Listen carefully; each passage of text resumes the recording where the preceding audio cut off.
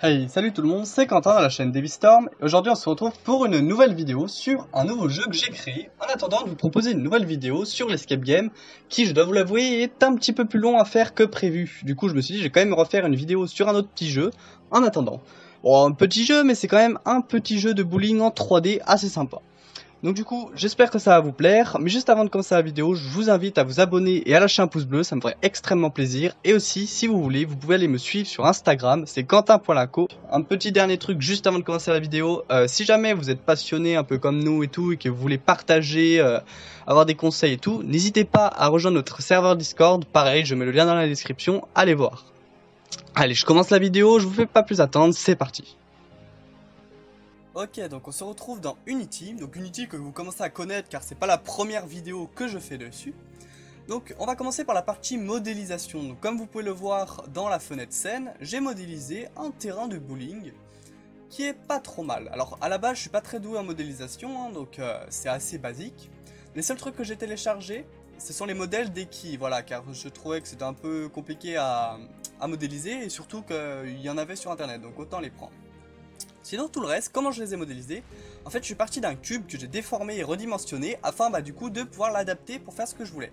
Donc par exemple là, cette partie là c'est un cube que j'ai élargi pour créer une sorte de pavé qui ici représente la moquette. Ensuite pour les textures, j'ai pas fait très compliqué, j'ai téléchargé une texture de bois ici pour le plancher et une texture de moquette ici pour faire un peu là où les joueurs, là où les joueurs vont pour pouvoir lancer leur balle. Ensuite par exemple on peut voir la boule, donc j'ai pris une sphère que j'ai redimensionnée à la taille que je voulais et j'ai appliqué une petite texture bleue métallisée histoire de vraiment faire un truc assez réaliste. Ensuite on peut voir sur chaque façade le logo Devistorm, hein, on se cache pas, c'est pas trop mal, hein, ça fait un certain style et pourquoi pas aussi un petit peu de pub, hein, soyons fous.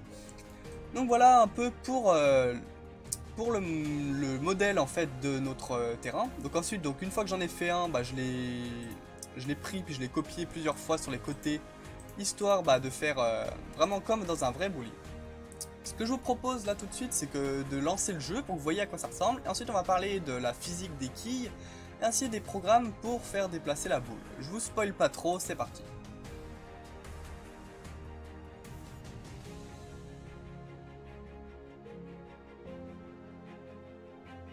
Ok, donc on peut voir l'éclairage qui est pas mal avec un petit ciel bleu, voilà, pas de nuages, hein, on est en été.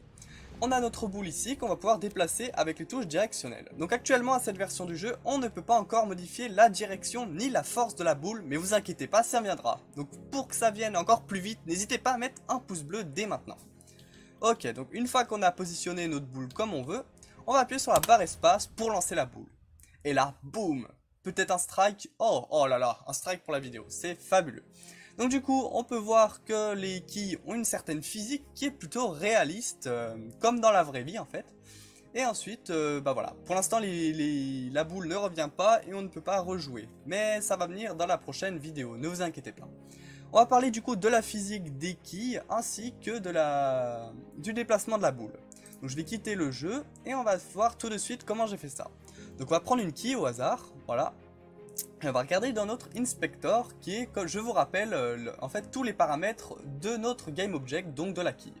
Donc là on a la position, tout ça. Ce qui va être intéressant là c'est le mesh collider. Donc le mesh collider c'est quoi? Mesh ça s'appelle, c'est le modèle, en gros c'est l'objet en lui-même sans les textures.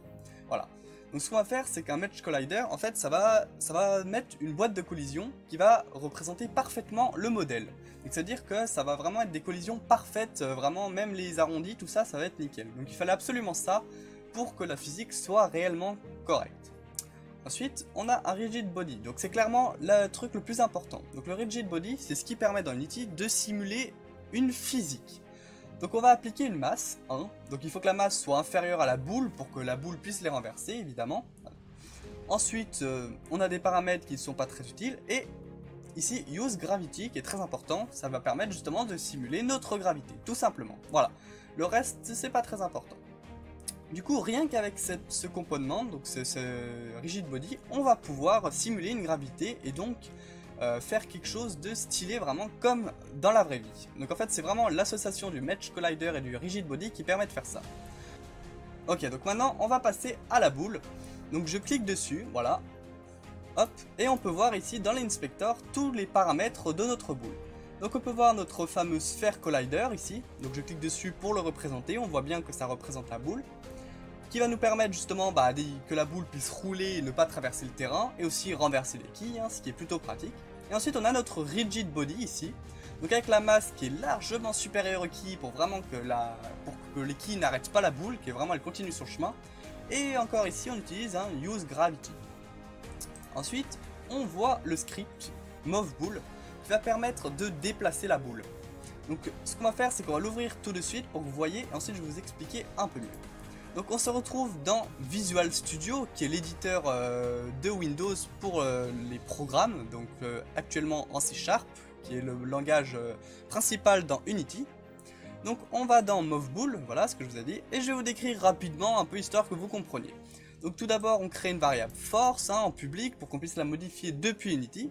Ensuite on va créer un booléen qui va être en fait une variable vrai ou faux, lance. En gros faux si on l'a pas encore lancé et vrai si on l'a lancé. Ça va permettre de savoir en gros tant qu'on l'a pas lancé qu'on va pouvoir déplacer notre boule de gauche à droite pour pouvoir viser.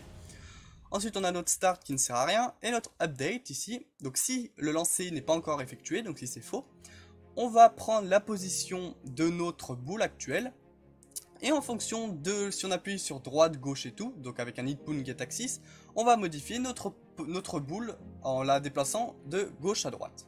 On actualise la position et ensuite si jamais on appuie sur espace, alors on lance la boule et on va appliquer une force sur la boule qui va être vers l'avant fois la force, donc comme ça on va pouvoir modifier la force. Voilà, c'est pas plus compliqué que ça. Si vous avez des questions, n'hésitez pas dans les commentaires, comme ça je répondrai plus précisément, car ici j'ai pas envie de perdre tout le monde, ça serait un peu dommage. Donc on retourne dans notre fameux Unity et on peut voir ici là qu'on a force, du coup c'est la variable que je vous avais dit. Et si je modifie cette variable, on va pouvoir réduire la vitesse de la boule. Donc je vous montre ça tout de suite.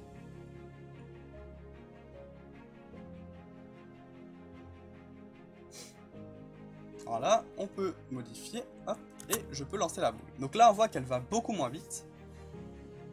Et qu'elle va renverser beaucoup moins de quilles. Voilà, vous voyez tout de suite, c'est flagrant, elle n'arrive même pas jusqu'au bout. Un petit détail que vous avez sûrement remarqué, c'est que la caméra suit la boule. Donc ça c'est très intéressant et ça permet de rendre un côté plus dynamique, on a vraiment l'impression d'être dans le jeu. Du coup, je vais vous montrer comment j'ai fait cela. Tout simplement, j'ai créé donc ma caméra qui est ici et je lui ai appliqué un script. Et je lui ai aussi envoyé la boule, donc qui va lui permettre de suivre les coordonnées de la boule. Donc on va regarder le script que j'ai fait. Suis boule qui est ici. Donc en fait je récupère les